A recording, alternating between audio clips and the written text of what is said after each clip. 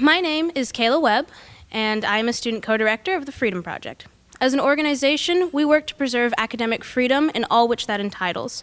From the perspective of a student like me, who doesn't have a passport and has never set foot on foreign soil, I see this most immediately expressed in the variety of ideas that the project has been able to present to me. However, having worked with the project administratively for the last several months, I've come to realize just how far the project is willing to go to preserve and cultivate these ideas. The Scholars at Risk program, which Wellesley is a member of, works to host scholars that in their home countries would be persecuted for their peaceful, scholarly work. I came to respect the Freedom Project even more than I had before.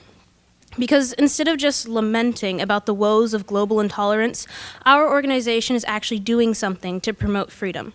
The Freedom Project welcomes Dr. Delaram Farzaneh as its first Scholar at Risk Fellow.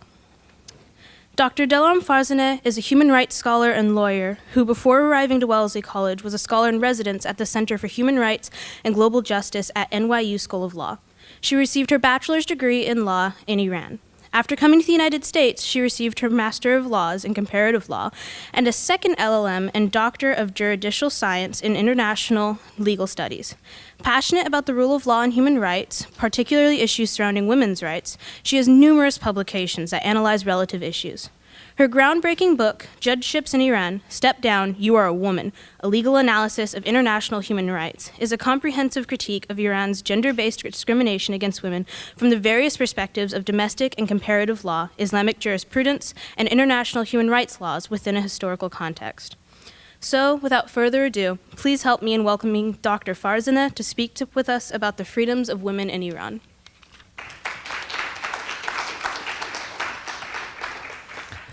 Thank you, Kayla, for your kind introduction.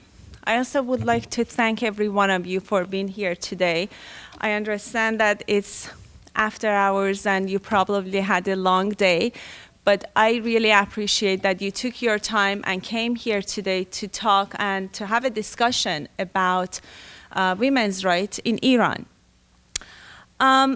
I also would like to take advantage of this opportunity and thank the Freedom Project, because the Freedom Project provides this platform to not only talk about issues that are important here in the United States, but also talk about issues that are important in other countries. And in our case tonight is about Iran. And therefore, this is a wonderful opportunity.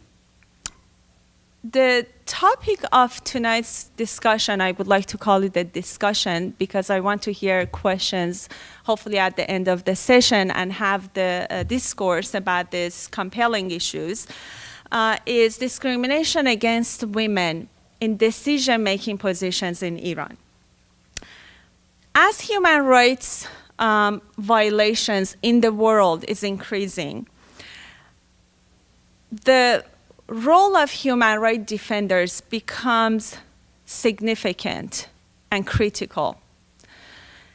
And promotion and protection of these human rights, first and foremost, requires to raise awareness about these issues that are important, and holding governments accountable to guarantee these rights that are promised to us. And this can be dangerous, especially for people like myself as a human rights defender in a country that the government takes an active role to criminalize our peaceful and legitimate activities, and to even have, to start conversation about women's rights and other human rights. So it is important for academics to have the freedom of places in universities that gives us safe place and platform to talk about these critical issues. Just a bit about my background that shapes my approach to these compelling issues. I'm a human rights scholar and lawyer from Iran, who is very passionate about human rights in general, and not just women's rights. And as you know, women's rights is one of the subcategories of human rights. And this means that they are interrelated and they're interconnected.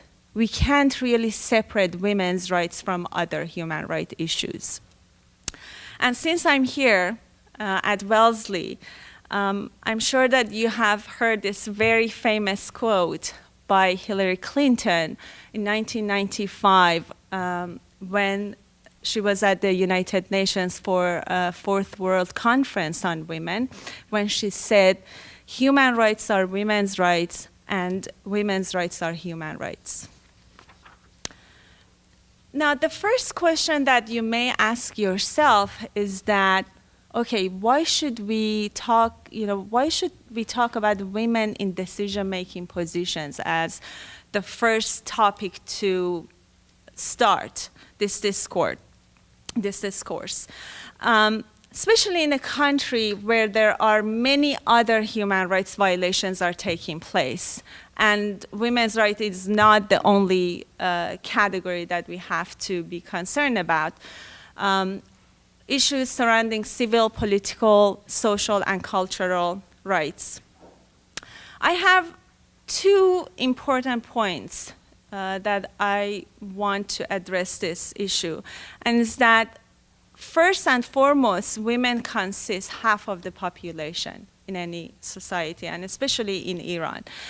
And therefore, they deserve equal access to socio-economic participation and political decision-making power. And I find it outrageous when today Iranian women do not have these rights. Either their rights are restricted, or they are explicitly banned from being in positions of power and make decisions for others. And the second reason that I think it's important to talk about women as decision makers is that in 1979, when the Islamic Revolution happened and pursuant to request for change, there were many setbacks on women's rights. And the government, one of the first attacks on women's rights was attacking women in decision-making positions. And we are going to get back to those later on when I'm talking about the specific cases. But it really counts as one of the earliest attacks on women's rights in Iran, and taking those powers and authorities from women in positions of decisions.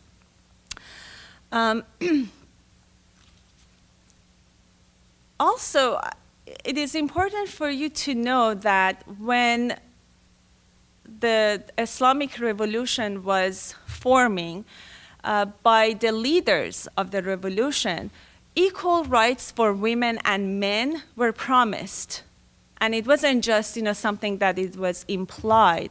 There were explicit promises that women and men could have equal rights in pretty much all their sphere of their lives. And it's ironic that after the revolution, one of the first setbacks was attack on women's rights. So it is very important to talk about women as decision makers. I also think it's important, to kind of say what I really mean by decision making. You may ask yourself that aren't there women as teachers? We've seen women in the parliament, even though the numbers are extremely small, but there are a few women who are in the parliament. There are women as movie directors. They make decisions, right?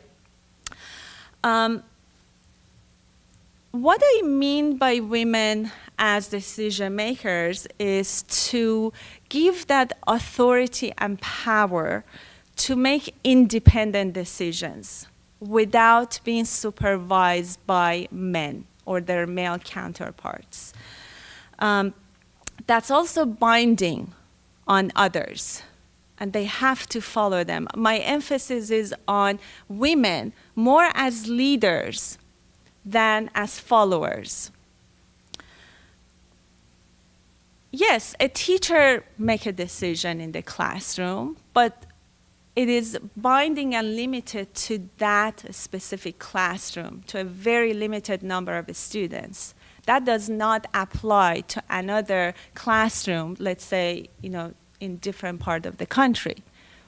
Movie director, the same thing. It is very limited to that movie.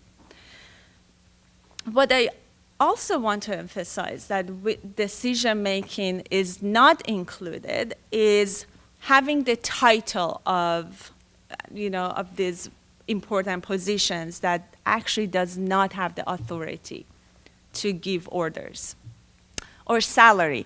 And again, I want you to keep these two in mind because we are going to get back to this when I'm talking about women as judges in Iran, and how the government tries to give titles to these women without giving them the authority to make decisions, but kind of says, oh, these are judges. Now, there are a few leadership positions that I thought to just give you as examples. The supreme leader, right, has the power to lead the entire society. Members of the Guardian Council, that is, we don't have that body here in the United States, but it's parallel to the parliament, and they work together, and we see them as one part to the legislation. President, women as judges. I think that we are we can relate to these important positions because they make decisions that impact our daily life. Well, since our time is very limited and there's so much to talk about when we talk about all these leadership positions, I thought that for tonight I should talk about two relevant positions. One is judgeships and the other is the office of the presidency. Now, about judgeships, Iran is a country that its prevailing principle is based on Islamic law. Therefore, it is an Islamic society. In Islam, a judgeship is one of the most important positions that leads that society. And it really puts a heavy burden on the judge to not only end the dispute and come up with final decision of the court, but also it really becomes about differentiating between the oppressed and oppressor. It really is about administrating justice and eradicating injustice. These are very important critical principles within Islam, and therefore the position of a judge is highly respected and demanding. However, today in Iran, women statutorily are banned from practicing this office, and they cannot be judges. I'm going to give you a little bit of history because I understand that our history can be very different. So since the passage of the first law on the qualifications for appointment of judges, that goes back to the late 1920s, all the laws were neutral. There was really no gender qualification imposed by any of them. However, in practice, it didn't really mean that women could become judges because there were so many other hurdles imposed on them. And I think one of the most important was the election laws, because the election laws explicitly banned women from voting and being elected in any office. And there were many other hurdles, such as the high percentage of illiteracy among women at the time and lack of higher education. And the overall view on women that consider women as individuals who needed to be supervised by men. And it counted and it put them under men's guardianship so that men will make decisions for them. So I think that was, even though the laws were neutral and there was really no gender-based qualification, but in practice, women could not really even think about, positions like judgeships. However, things started to change during the White Revolution. That was a popular referendum held during the Pahlavi monarchy. And it requested change, not only for women. The White Revolution had many other aspects to it.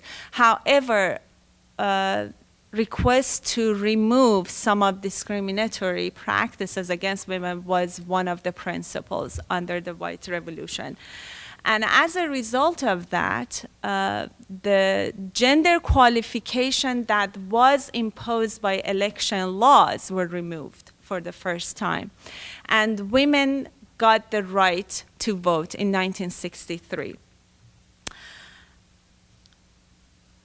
After that, I would say, women in a very fast pace got their way into decision-making positions into the government. They got a chance to be elected in the parliament.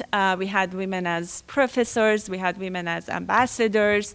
And women just started to be integrated within the government. And finally, almost like after 5 years, in 1969, there were a number of women who became judges for the first time. And things started to change in 1979, and by that time, there were about 100 women as judges.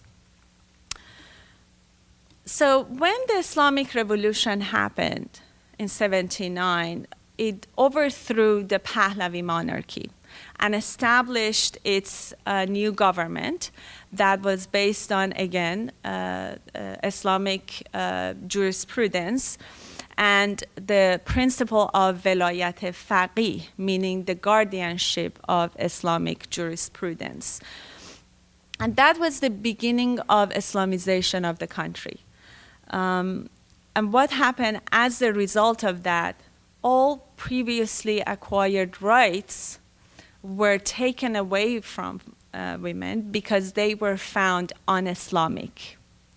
And of course, women as judges was one of the central issues for them. The purification of the judiciary took place literally, in 1979. Everything was just moving too fast.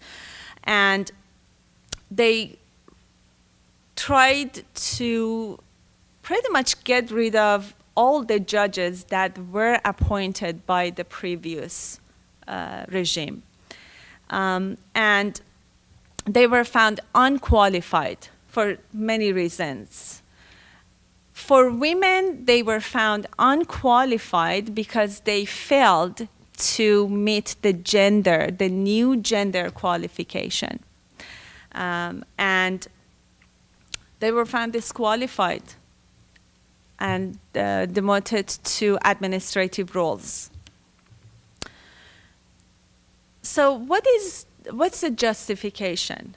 What is behind this extreme transformation for women is that, this is based on consensus of opinion of Islamic jurists and scholars that believes women cannot be judges. And I have to emphasize that this is about Shia Islam, which might be different from a Sunni, but they believe that there should be a gender qualification for judges because of what I said at the beginning, because of the very important role that judges play in Islamic society.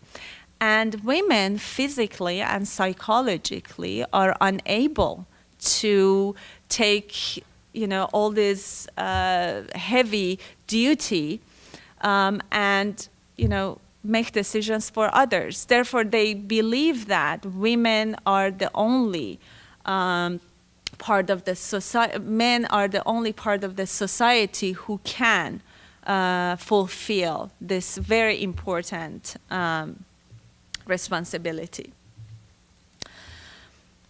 But I have to say that there's a very good example that one of those women who was demoted from her position as a judge is Shirin Ebadi. And you may have her name. She won the Nobel Peace Prize in 2003. Isn't this something that in your country you are found disqualified because you are a woman?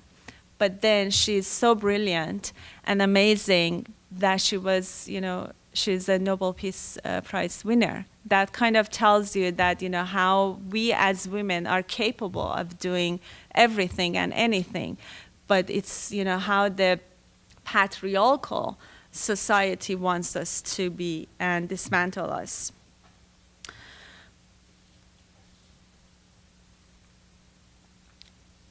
As I mentioned, with the title and salary, it's interesting that, women were demoted, right? But the government kept their title as a judge, called them administrative judges or investigative judges. And, this law that was passed in 82, explicitly said that, I actually have a direct law right here. It says, judges will be selected among qualified men who meet the following requirements. This law was amended a few times, but not the gender qualification. And still today, this law is in force. And women cannot be judges. However, there has been, Iran has lots of international obligations, legal obligations, and has the duty to eliminate all its discriminatory laws against women. However, it has not. It refused to do so. And therefore, there has been this pressure from international communities that ask for repeal of this discriminatory law. And due to that pressure, the government did not repeal the law. However, they passed other laws and created positions that has the title of a judge, as I mentioned, like investigative judges or administrative judges, with the salary of a judge, but they took that decision-making power from them. A consultant woman judge cannot make any decisions or render the final decision of the court. And I think this is the problem that we are going to see as a pattern in other decision-making positions, that they don't want to see women to lead a society.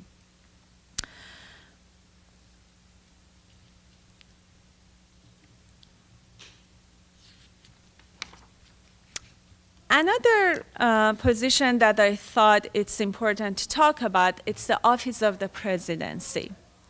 And Iran had a presidential election just recently, about 5 months ago. It was mid-May. And there's always a controversy when it comes to women who register to be considered as future candidates. And there's always a question whether or not a woman can be a president and what are the requirements. So what happened was that, since 1997, that's when, for the first time, women registered to be considered. Since 1997 till 2017, for the last 20 years, every time women register to be considered for running and campaigning, the Guardian Council that has the power to examine qualifications for the candidates finds all women unqualified. There hasn't been even one woman who has ever found qualified to even start campaigning. And this is the fact even in the last election in 2017, when there were 137 women who registered. And of course, they all were found unqualified. And there's really no justification, to what's the basis for their rejection. Usually they say you do not meet, the sufficient qualification for this. And you won't be surprised if I say there were 6 Muslim men, who made it to start campaigning. Now, where all this controversy starts for women in the as presidents? Article 115 of the Constitution sets specific qualifications for the president and reads as, the president must be elected from among religious and political rejal, possessing the following qualifications. Now, I want you to remember the word rejal, because rejal is the centerpiece for the controversies.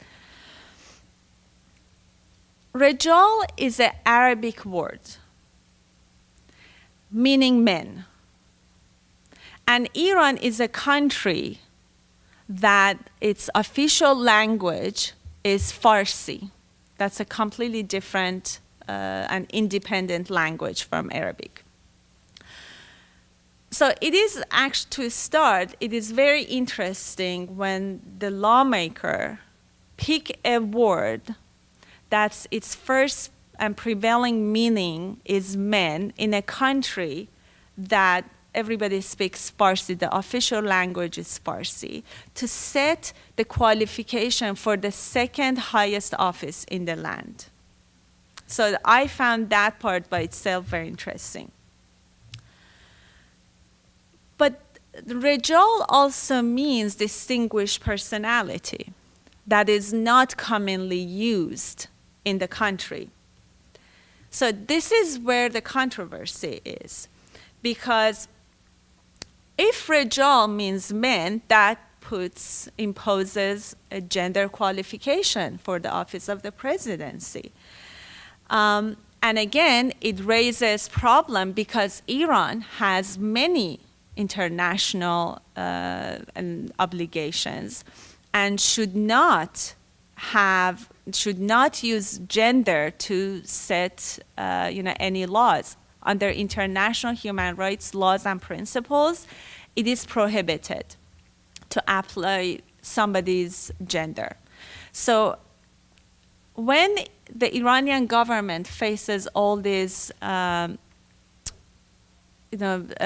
complaints that you're not supposed to implement gender as a qualification and you should repeal laws that are discriminatory against women, the government response has been very interesting in many ways, because they actually refuse to accept that women are discriminated, and therefore they find many ways to justify these discriminatory laws. And this is not an exception. The government has released vague and contradictory, in many ways, responses to reject that rejal means men. For example, I have a few facts here. In 2004, the spokesperson of the Guardian Council said women could not come within the definition of rejal. In 2011, they claimed that the Guardian Council has not made any interpretation of Article 115. Kind of like leaves it as if it's a neutral law. In 2013, lack of executive and political experiences was cited for finding all women unqualified. And they explicitly said that gender was not an issue for them to reject the women. However, if you talk to women who registered for to be considered, they believe that rijal absolutely mean men and not a distinguished personality. So the Guardian Council has a constitutional obligation to interpret any provisions, especially in the Constitution, that raises controversy. And it's interesting that within the last 20 years, having all this pressure that what rijal really means, if it really means it includes women and men, why don't you clarify that? So the Guardian Council has this duty to clarify any of controversies. But for the last 20 years, it has refused to do so. They have never interpreted what rijal really means, whether or not it means men or women. But what's also interesting is that they never said that rijal does not mean women. Right before the 2017 election, the supreme leader, who has a very powerful position, he even tasked the Guardian Council to clarify misunderstandings. And I have the direct quote that says, define and announce the necessity criteria for determining the rijal.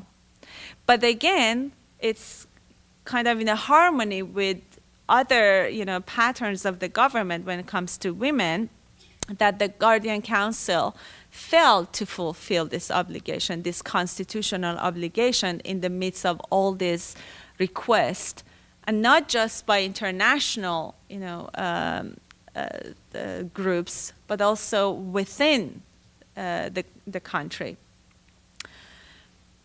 So the failure of the Guardian Council to define what really rijal means, it really leaves it to define what's been in the practice. And what we've seen in the practice is that for the last 20 years, all women have been found unqualified. And this is a de facto discrimination against them. Now, I have few facts about other positions of power for women that, again, women are discriminated against. In 2017, the Global Gender Gap Report by the World Economic Forum ranked Iran 139 country out of 144 countries. Iran is on the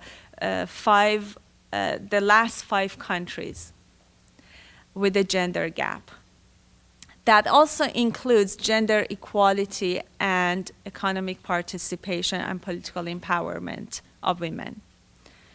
Since 1979, there has not been even one woman to serve in the Guardian Council, which is part of the legislative branch. For the last almost 38 years since establishment of this government, there has been only one woman who has served as a minister, and that was in 2009, I think. And that was for she didn't even finish her term, and she was removed by the president. Women are severely underrepresented in senior government positions, and also in private sectors as well, but I'm not going to focus on that for tonight's conversation. Today in the parliament, there are only 5 or 6 women taking the parliament seats in comparison to men with 94 seats. As I mentioned, women are statutorily banned from becoming judges. I really like this quote by the UN Secretary General on the current situation of women's rights in Iran that says, law and practices discriminating against women and girls, notably with regard to marriage, divorce, child custody, freedom of movement, nationality, employment, and access to political functions, have remained in force with no initiative to repeal or amend them.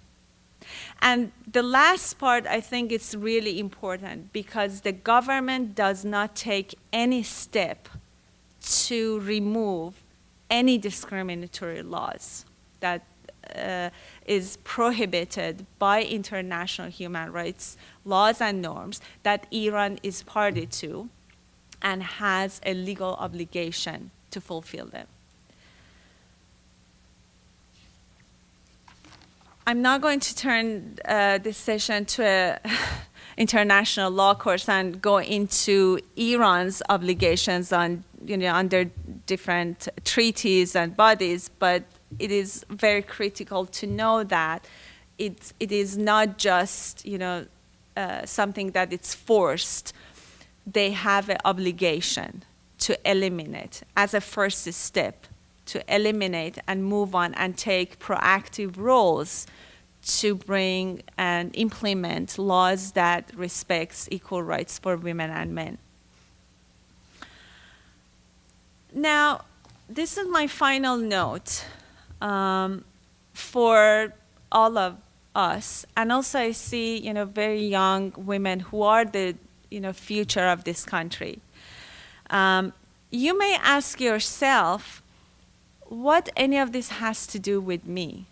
This is something that's happening in Iran. I'm here in the United States. And, we had very different, government system. We had our own, fair share of discrimination and battles that we overcame. But it is really about, us as women, and not so much about, where we come from. And it is critical for us to learn from one another and educate each other. I learned so much here in the United States coming from Iran, and I learned it from so many women who are, role models to me. And we need to educate each other about our rights and freedoms. And I have to say that the rights that we have, it's not guaranteed forever. We always have to fight for our rights and freedoms. And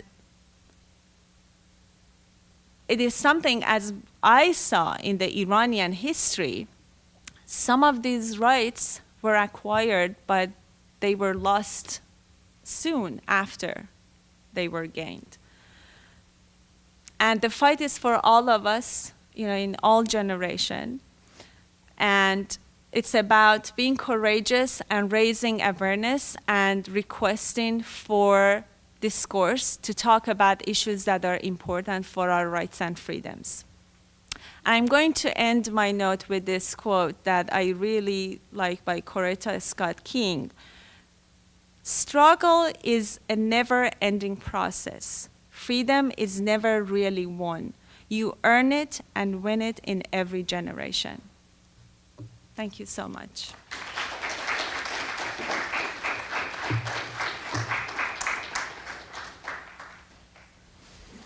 Thank you, everyone. We're now going to open for questions. Hi, my name's Isha, and thank you so much for bringing so much awareness to this topic. It's a topic of concern in many countries, including Iran, obviously. And one question I had was with regard to public opinion about women in public office, because you talked about how government views women in office, but obviously Iran has a population not necessarily represented in government that might have opinions. So how does the public feel about it? Well, it's really clear how the public feels about it because there has been so much request coming within the Iranian society from women and men and requesting to remove all these discriminatory practices. You will be surprised if I tell you that how educated Iranian women are. You know, women are more educated than men when they graduate, you know, from the universities. So the public opinion is very strong in giving leadership positions to women. However, there is that disconnect between laws and people's request for having equal rights for women and men. You brought up a Coretta King Scott quote at the end of your speech, and I was wondering if that is, you think, representative of women's rights struggles in Iran. Do you think that as each new generation comes of age, the problem resets and nothing that the previous generation has done really matters? What the previous generation does always matters. You know, I myself is an example of that. There are many other women, human rights defenders, women's rights defenders out of Iran working on these issues because they are threatened, because they go to prison, because they face persecution. So this is an ongoing battle for all of us, and we try to learn from the previous generation. But again, you know, the society and the government and the laws are so restrictive that, you know, sometimes if we are lucky, we leave the country, but it's because of that passion and responsibility that we want to take this fight somewhere that gives us the opportunity and fight for these rights, even if it has to be out of the country. So there is this connection between all of us, but maybe not in the same country. Maybe we are more scattered all over the world. Hi, I'm Sammy. I'm one of the Adam Smith Fellows. Okay. So I understand that outside forces can only have so much influence, but what do you think the role is of things like the UN in trying to expand rights to women in Iran, or other organizations similar to the UN? What do you think their role is, knowing that they can only have so much influence? Well, they have lots of roles, but I think the most important is their legal role, and also to raise awareness about these issues. Because as I said, Iran is a very closed society. You can't talk about women like we have today here.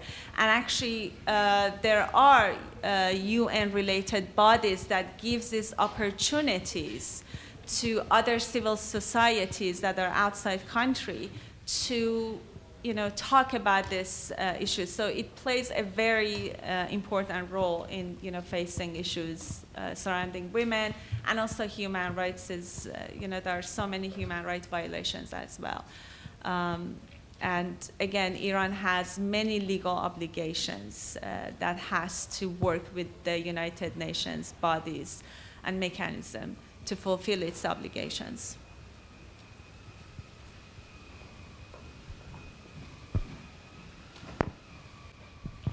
My name is Margaret. So in your last answer, you mentioned that the network of activists is sometimes spread out globally. And I guess my question is, how do global activists maintain their relationships and the connection with the place they're activating for, or that they're advocating for, especially like yourself, if you have difficulty going back or actually exercising your rights in that place? How do you maintain a close connection, especially with the people and the current events? So you're more interested into the relation with the people inside the country. Well, when you talk about issues like women's rights and human rights, yes, it is very hard to advocating for these issues, But in a way, considering the nature of the government, in a way, so much it's been flourished outside the Iranian society. And they have their voice, and the scholars are writing and publishing books and articles and raising awareness.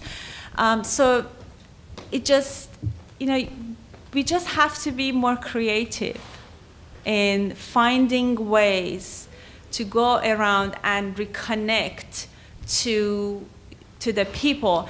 And as an advocate, and also I don't consider myself so much as an advocate. I focus mostly on scholarly work, and I it's critical. It just wherever we are in our professional field, we will have our audiences. Right, today I have students and faculty, and I think it's just being creative and finding whoever is around us and try to ask them to listen to us. And trust me, it counts, because when we talk about human rights, one of the first steps is to raise awareness, and it's about naming and shaming the government, that what really is happening, despite you are forcing us out from the country. But look, I am empowering myself in a country that gives me that opportunity to talk about these issues, write about these issues. So it's about having that creativity.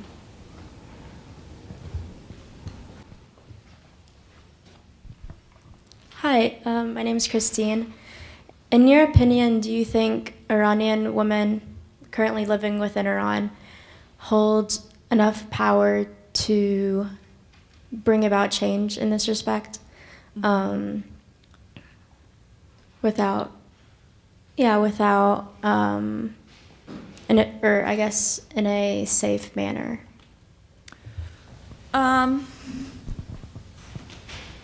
I really like your question.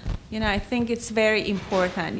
We as women and as a society, we need to have that authority, to talk freely about our issues.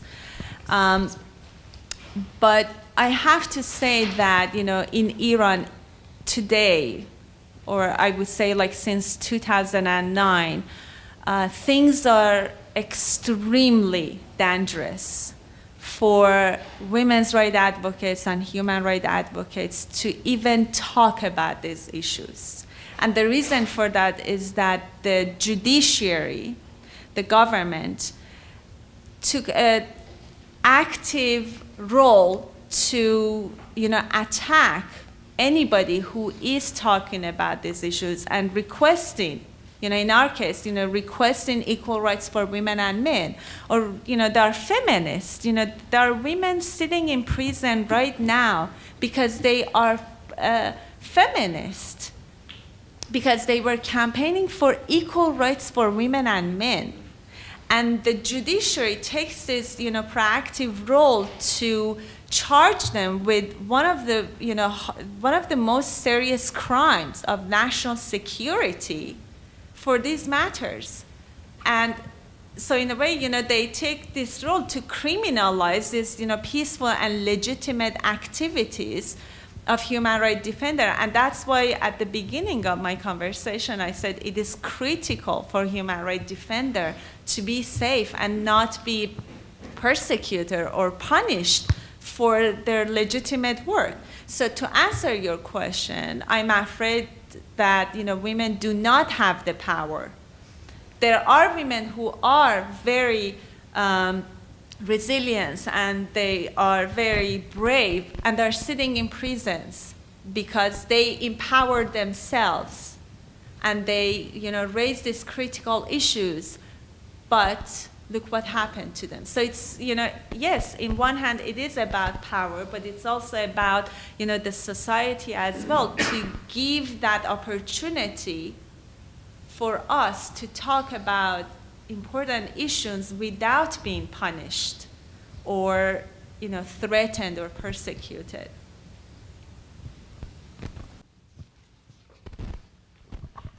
Thank you for your talk. I'm Nick Knuff. I teach in cinema and media studies. And one of the films that I teach in that class is Kiarostami's Close Up, which has a very famous courtroom scene in it. And so I was wanting to sort of pick up on this idea of being creative and ask if you know, or if you would ask you to sort of ruminate on potential fictionalized accounts of women in power in the judiciary in Iran or in power in politics, and what you think could potentially be the power of imagining that as a way of imagining a different type of future. That's a very artistic question. I actually have to say we don't have to imagine, because I gave a very good example of Shirin Ebadi. That's just one example out of many. In one hand, she was forced from her job because she was a woman. But look what she did. She won a Nobel Peace Prize because of her role and presence to promote human rights and children's rights and women's rights in Iran. She established the first NGO in the country, and she was forced out. And there are so many other women, like Narges Mohammadi, for example. She's a prominent human rights defender who is sitting in prison now, facing 16 years imprisonment because she campaigned for abolition of death penalty, because she asked for equal rights for women and men, because she believed that the due process is a fundamental right and should not be violated. So we don't even have to be that creative, to come up and say, what if we give these opportunities for women? I think, the bravery of women who is sitting in the prison today for taking these important jobs, I think is just, brilliant. And in a way, it's sad, but it just tells you how resilient these women are and how serious they are. It is very hard. Can you imagine that any of us would go to prison tonight because of this talk that we have today? All of us will be arrested and will be in prison because we are talking about these important issues about women's rights and, holding the government accountable for its international obligations. I hope that I could answer your question.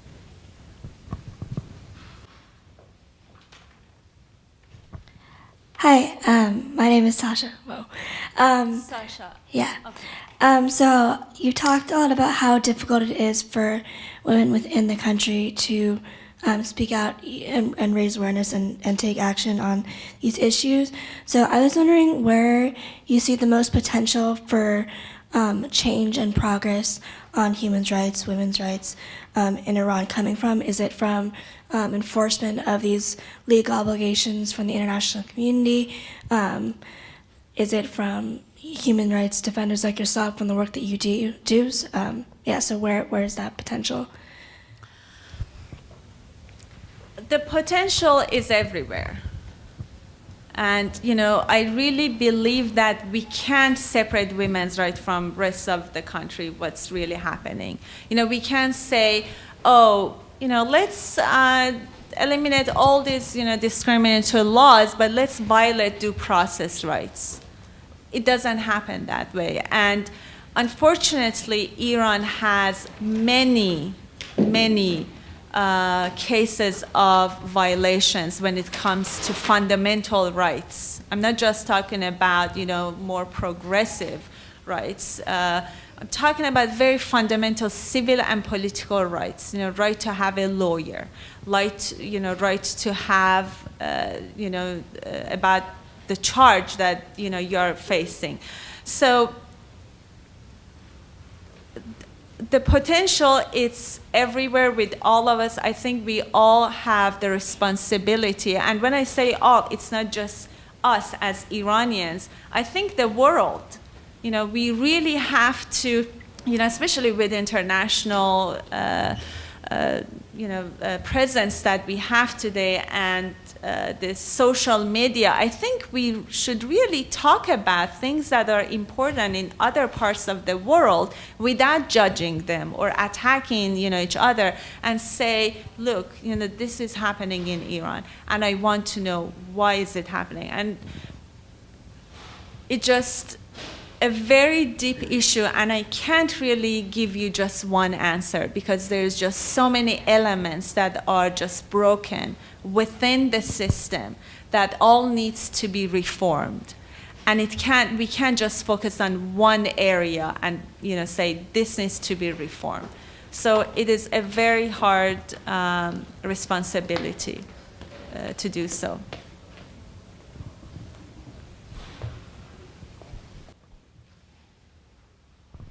Thank you. I'm Layli Mapayan from the Wellesley Centers for Women. I really appreciate the clear case and set of details that you've laid out in your talk, as well as the historical background that helps us understand why things came to be the way that they are. My question is whether there are examples of social change that might be considered progressive that have occurred in Iran, not necessarily from the perspective of gender rights, but maybe from any area that show how change in a progressive direction could be possible within the context of the current society, or are those kinds of examples lacking? Because sometimes movements can learn from each other, and I'm wondering, are there other examples to learn from here?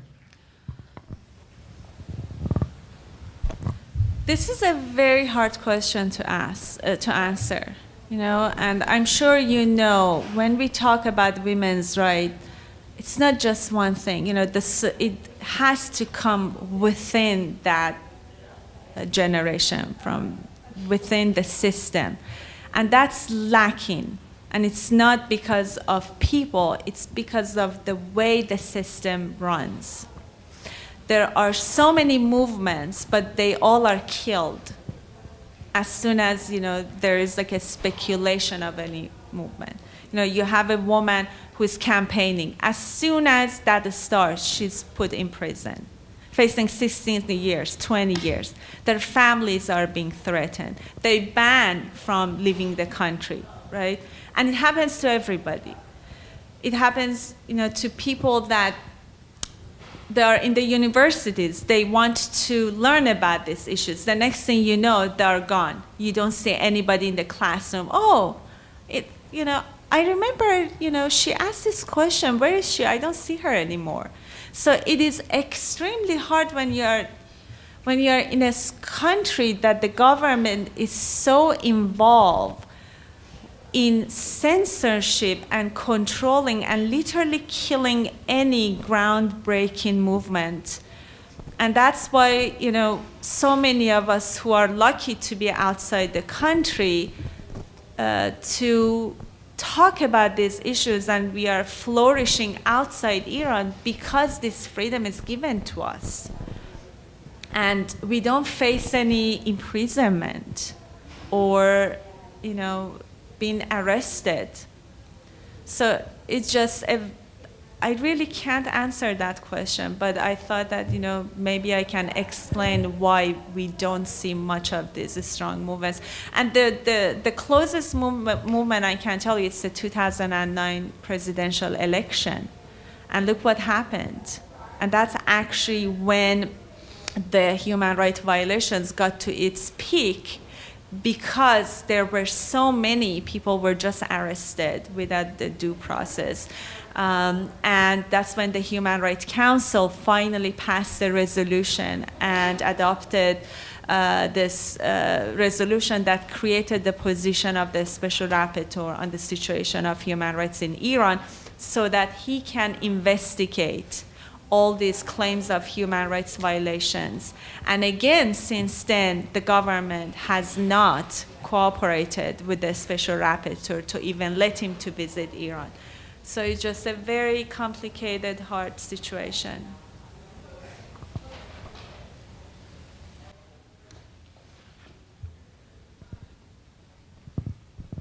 Hi, my name's Amelia. And when you talked about the revolution, you said during it, a lot of people, or people who participated in the revolution, were promised sort of gender equality, and a lot of people participated because of that.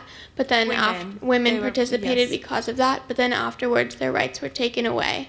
And I've sort of like, this seems like a common historical event in revolutions where women participate, but then aren't given the rights in like their actual, once the nations are formed. Like, why do you think that happens? I'm not a historian, and I hate to make false statements or say something out of ignorance. But that's true that it happens. It happened in the Iranian Revolution, right? My perspective is that, when I look back to the history and I read those quotes, I was not born at the time. So I go back and I read all these quotes and the promises that were given to women.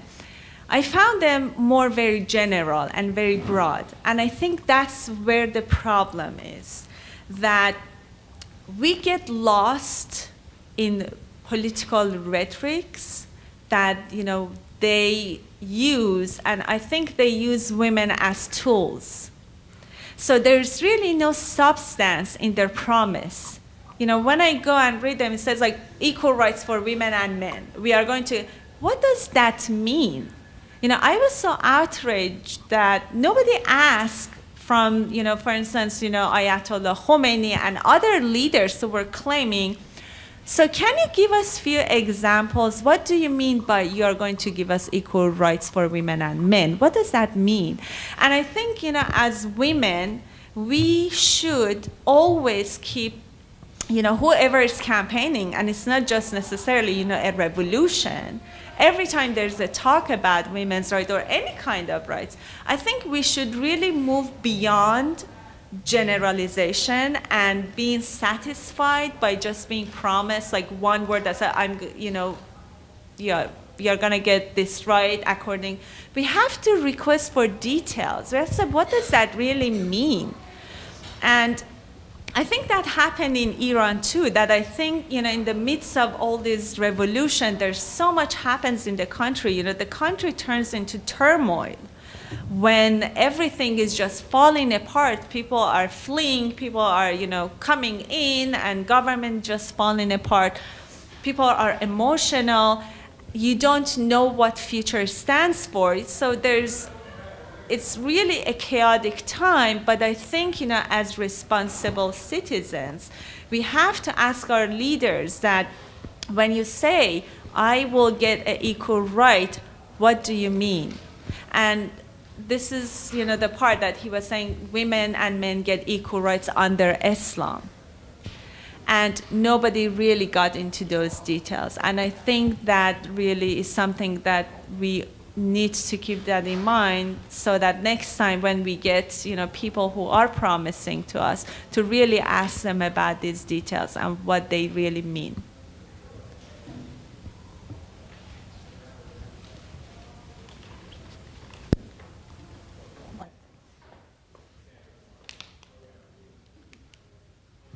And I think we're going to take 3 more questions after this one.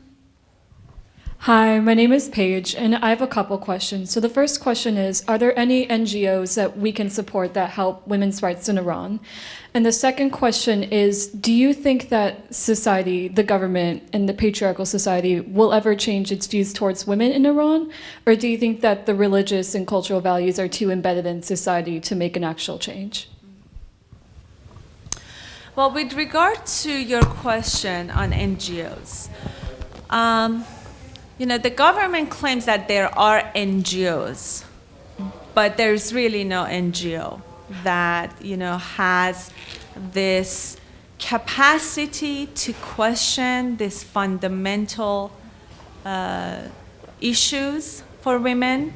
Because how can you have an NGO? As many of you know, NGOs have the responsibilities to raise issues that are important for them, right? So when a judiciary is criminalizing these peaceful activities and puts women in prison because they raise these issues. How can an NGO, you tell me, how can an NGO can work under that circumstances, right? So there's really no NGO. And the first NGO that was established, and it was working about human rights and women's rights, was created by Shirin Ebadi. She had to leave the country. Everybody who worked in that NGO, they are either left the country or they are imprisoned now. Some of them even without due process, without public hearings. So I guess that answers your question, that what kind of NGOs are operating, if there are some as the government claims. And to answer your second question, whether or not there's a chance to overcome patriarchal norms, of course there's a chance. There's the Iranian society has so much potential. And I believe that when we talk about this transformation, it's not just about what we want. It's like a very collective responsibility of all of us. The government also carries a heavy burden to create and give that safe platform to have discourse. And I think that you can't have any change in a society where you can't even raise where the issue is, let alone. So when I'm gonna get arrested or somebody is writing and questioning and we get, how can we resolve that issue? How can we even take the next step and say, okay, now let's see change in practice and in laws and in policies? It is not possible. I think that all these issues are really tied to the nature of the government, how democratically elected the government is, and what's their views on rights and freedoms of their country's citizens. I hope that I could answer your question.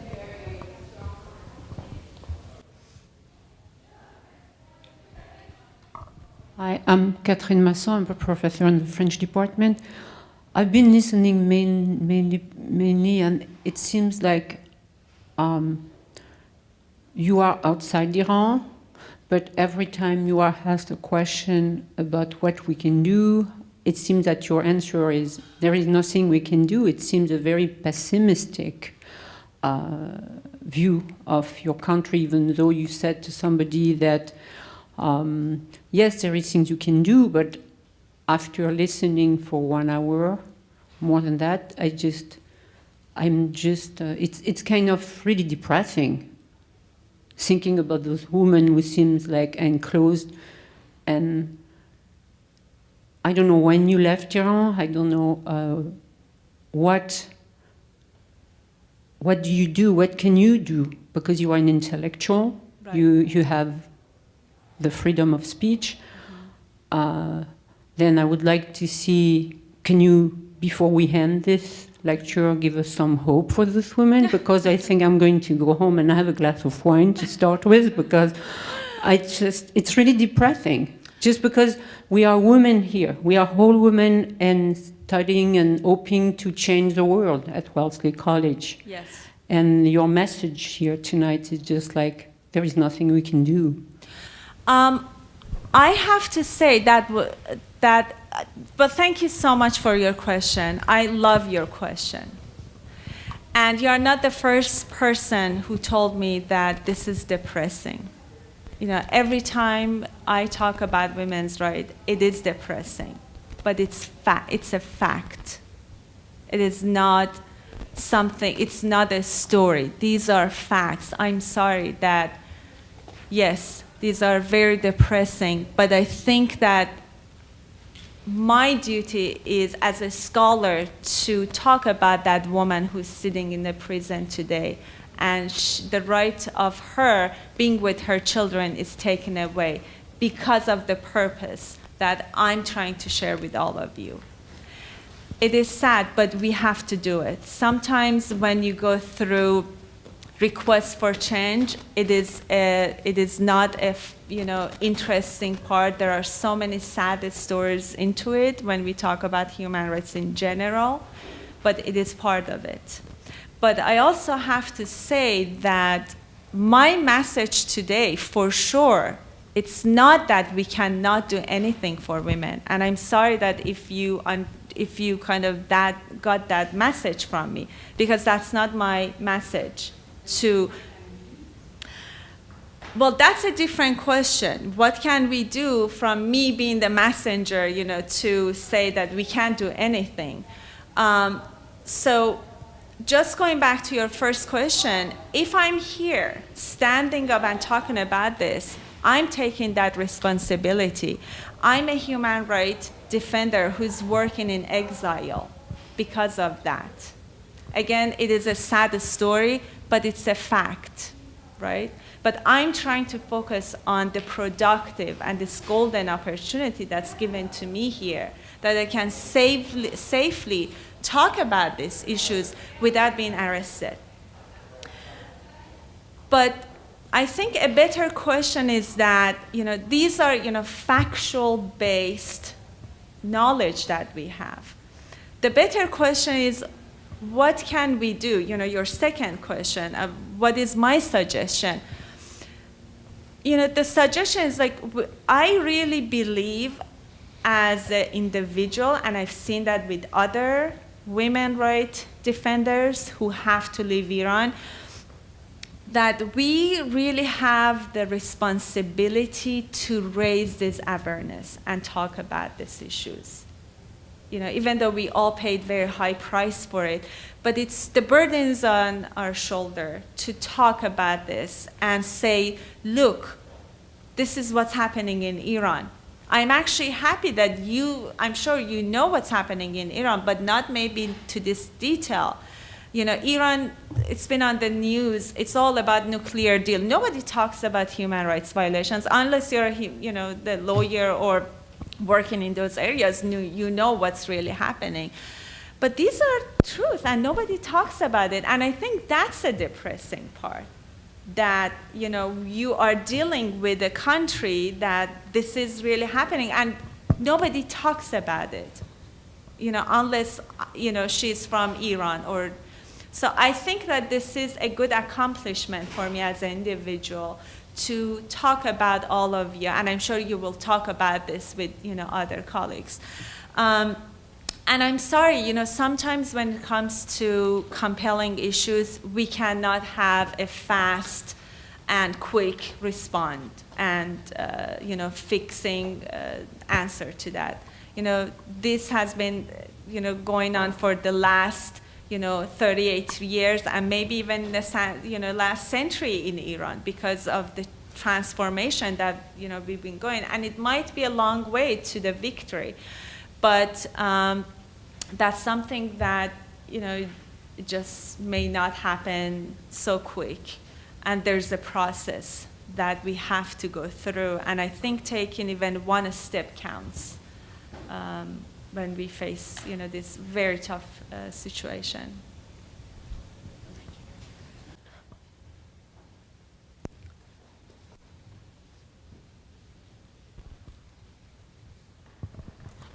So you mentioned it a little in your last response, but I wanted to ask how the nuclear deal and sort of the whole nuclear program has taken the international eye off of human rights and sort of towards that, and how you felt that impact and what that's maybe done to human rights. Yes, it has, because of the imminent threat that it does in the world. But it is critical for us to take advantage of the moment and also talk about other issues that keeps the country accountable. It's interesting because when I was watching the responses of the Iranian foreign minister, when there was a debate whether or not Trump is going to withdraw from the deal, he was emphasizing on the international obligation of the United States. I mean, it was unbelievable. I thought that I was wondering like if it's coming from the mouth of the same person. Because the same responsibility under international law exists when it comes to other rights as well. But they don't take that seriously. But when it comes to the nuclear deal, they are just attacking that, oh, this is, your responsibility. You can't withdraw. You can't breach your, commitment. And it's interesting, right? So they pick and choose their battle. What is it that they really want to follow, and what is it that they do not want to follow? So that concludes our lecture for today. I'd like to give a round of applause for Dr. Farzaneh for speaking with us.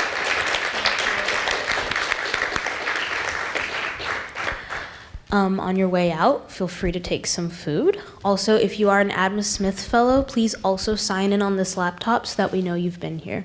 Everybody have a lovely night.